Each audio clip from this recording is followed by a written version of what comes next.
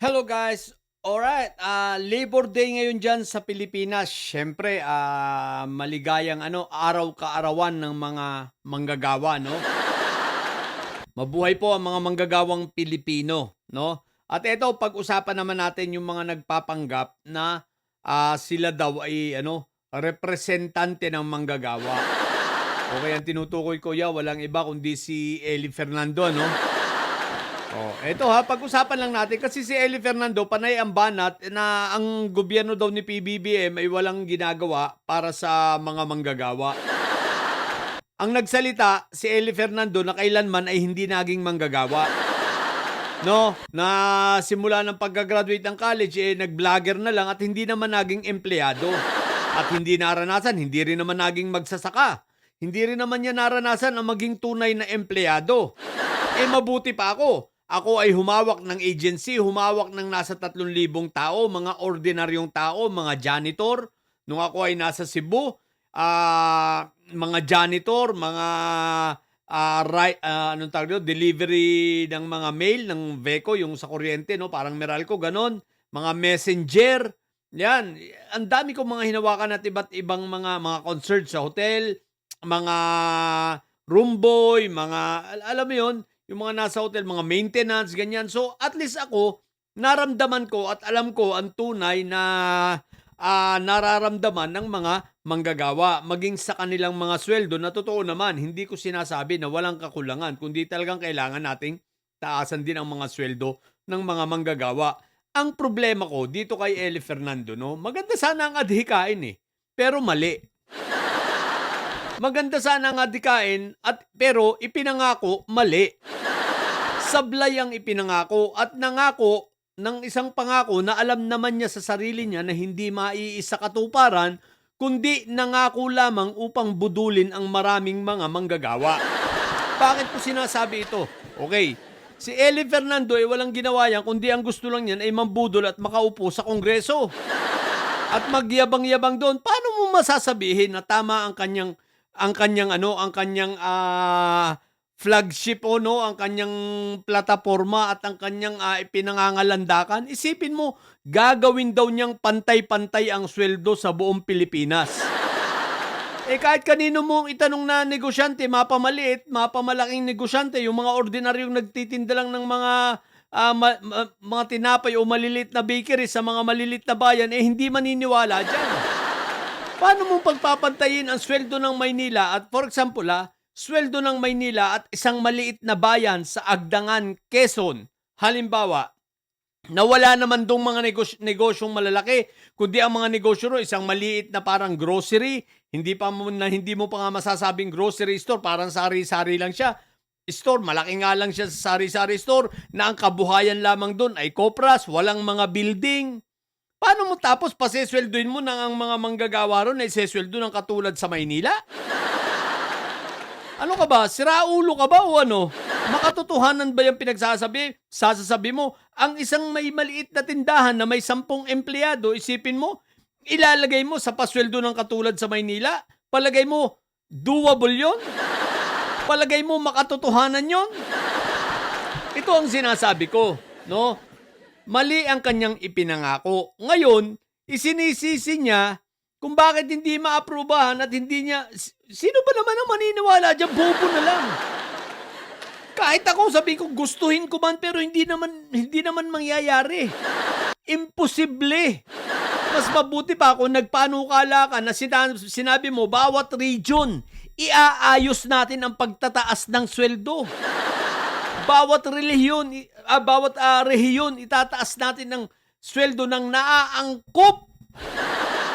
Di ba naaangkop sa kanilang kakayanan at naaangkop doon sa geographic location nila, no? Dahil siyempre, kung ang produkto galing sa Maynila, palagay mo ba pag dinali dyan sa mga yan, parehas ang presyo? Siyempre hindi. Ang sinasabi ko, ang kabubuan nitong si Eli, pinangakuan ang mga manggagawa para manalo ng budol. Kaya kayong mga manggagawa, makinig kayo, yung mga tunay na manggagawa, binudol lang kayo nitong si Eli, no? Wala itong pangarap kundi magkaroon din rin lang ng kapangyarihan. Budol na budol. Isipin nyo, hindi nga niya kayang ipagtanggol yan eh. Kahit ako, hamunin ako ni Eli ng debate, lalabanan ko yan. O, patunayan niya kung paano niya gagawin yan.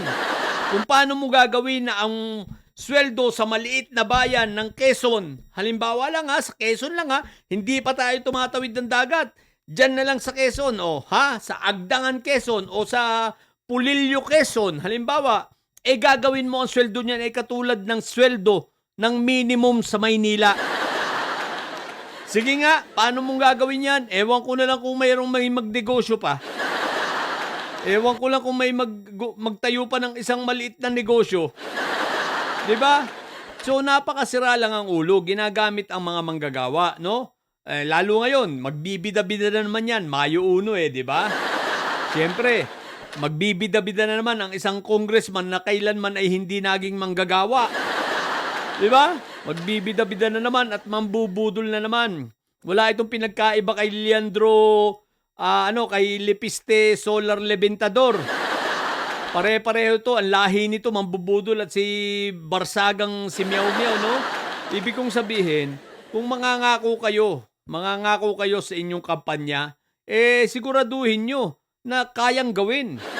Sabi nga nung aking mentor dati, nung ako ay nasa KFC sa KFC pa di ba?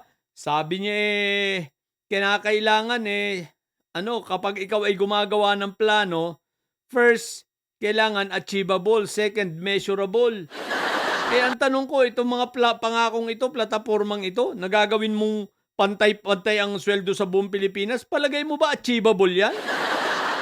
Do you think mame-measure mo yan? Utot mo.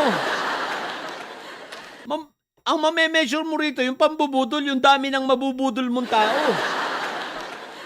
Sa bagay, kumbaga, nanalo lang to yung nakasingit, kahuli-hulihan yata ito si itong si Eli, nakatsamba ang hinayupak, ngayon, nagagalit-galitan, isisisi mo sa administrasyon ni PBBM dahil hindi makapasa, hindi masuportahan yung plataforma mo yung iyong panukalang yan. Sino ba naman pababagsakan mong ekonomiya kung di ka naman pala tanga? Isipin mo yung may 10 empleyadong maliit na bakery lang, pasesweldohin mo yung mga tao nun ng kasing laki ng sweldo ng sa Maynila. Ano pa kikitain nun? Tapos isang maliit na bayan, syempre, sige, ipapantay niya ang sweldo sa kagaya sa Maynila. Natural, magdadagdag siya ngayon ng presyo sa bilihin.